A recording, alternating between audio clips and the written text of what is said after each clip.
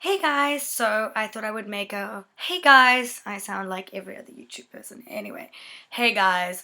So I thought I would make a sequel to my room tour video about some things that you may need or want to take to your room. I know someone requested it, so I thought I would just do it.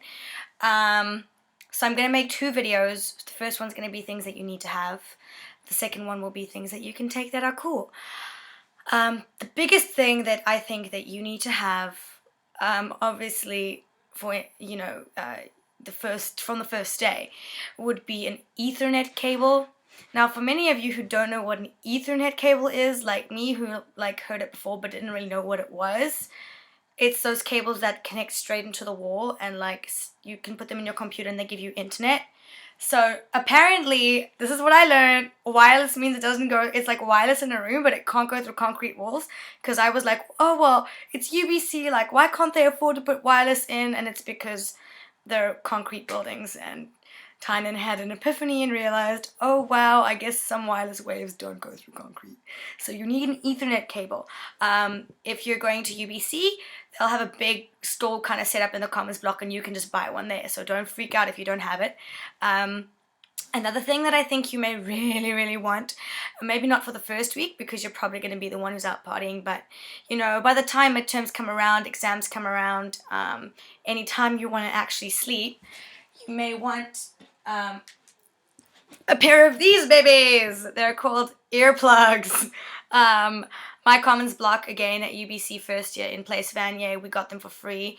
I was super sneaky, and I just go different times of the day, and I just collected earplugs because they fall out of my ears and then I lose them, and then I just grab another box. So earplugs are fantastic. These are super simple foamy ones. You just squeeze them and you're good to go. Another thing that you really, really need to have, and I never understood, I never even thought of this concept before because I was never kind of like someone who used public showers or went to the gym or went to swimming, and I just never did that, is shower shoes.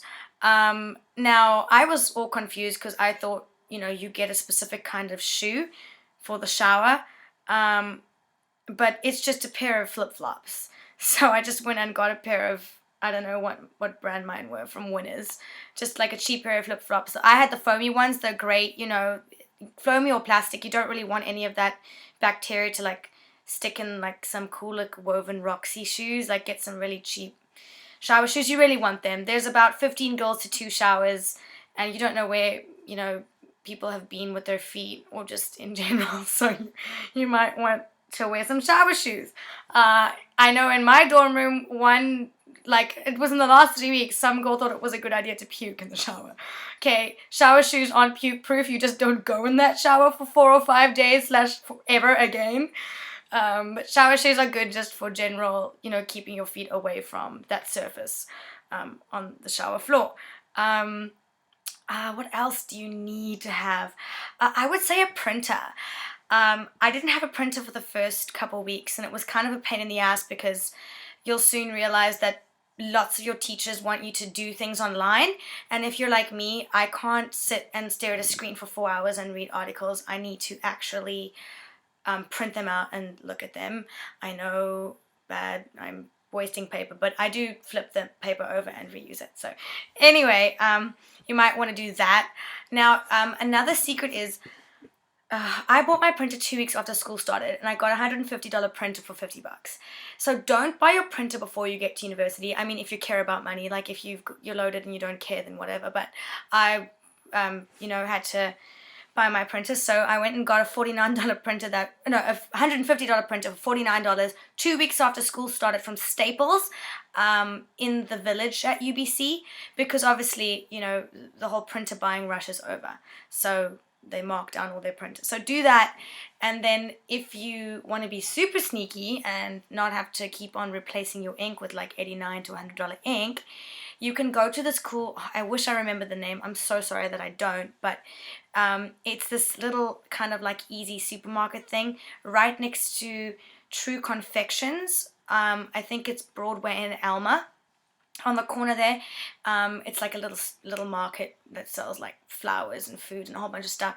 And there's a man there who gives you ink, and then a syringe. So, you know, it's super sneaky. You're not normally supposed to do that, and you'll find your printer sending out like funny error messages, and sometimes it goes off Hong Kong, but really it's $10 for like unlimited ink forever. It's better than paying $89 like every 3 weeks with the amount of things that you're going to be printing. Yeah, a printer, you're going to need that. I would say you definitely need an air mattress. You're going to find, especially if you're coming to UBC, or at least I did, you're going to have lots of friends staying over and visiting you, and that's really, really fun. I mean, if you've got to house a drunk friend one night, they can't get back to their dorm room, you just blow up the blow-up mattress. I got a really cool one where you pump it with your foot, but then on literally the last day of university, I had friends staying over and I stood on it in my heels and popped it. It was really, really smart of me. I'm not really making myself sound too smart in this video, but I am actually not that blonde. This is not my natural hair color. I'm actually blonde. What else? You don't need a fridge. Things that you don't need. You don't need a fridge. Okay, many people get fridges and all it does is like house their beer or something. So if you're really like fanatic about your alcohol, then get yourself like a little mini fridge, but you'll find that the cafe is so nice and you're always eating on the go that really the fruit and shit that you're going to buy is going to end up getting stale and you're not going to use it and it takes up space, and there's a fridge on the floor. So save a fridge and, you know, use the fridge that's given to you. No one uses it, so you can use it and you have a huge fridge to yourself. The one thing I would say you could bring to university, like a kitchen thing that you don't have to use the lounge one for, is a kettle. I only did this in the second semester, and I was always like, I'll just use a kettle in the lounge, someone will have a kettle, blah, blah, blah, blah, blah. But I found, like, when it got colder, I really like to use my hot water bottle, and then, you know, rather than having to go out of my room, like, all the way down to the lounge at 3 in the morning, I would just use my kettle in my room, or make myself tea at 6 in the morning and not have to leave my room. Which brings me to my next point of something that is like, I think I'm getting into the wants now. I'm definitely getting into the wants. So I think I'm going to make my wants video, but yeah, those are things you need. Shower shoes, earplugs, a printer, get it 2 weeks after you go to university, an Ethernet cable, you want some hangers, you know, stuff like that. I'm really excited to do my next video though, so I know it's 7 minutes and 35 seconds, but I hope it was a rundown and that you're a little bit more informed and a little bit calmer about things that you may want or need. And don't worry, ladies, there is a full mirror in your